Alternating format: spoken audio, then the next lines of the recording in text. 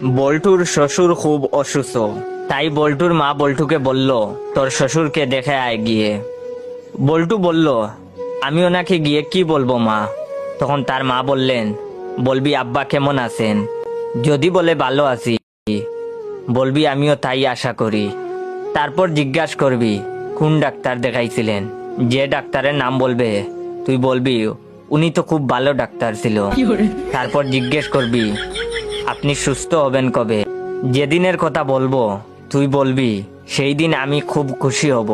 তারপর বল্টু গেল শ্বশুর বাড়িতে, গিয়ে বল্টু বলল, আব্বা কেমন আছেন?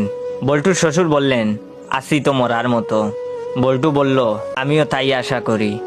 তারপর বল্টু বলল, কোন ডাক্তার দেখাইছিলেন? বল্টুর শ্বশুর বললেন, আজরাইল। তখন বল্টু বলল, উনি তো খুব ভালো ডাক্তার, আব্বা আপনি কবে সুস্থ হবেন?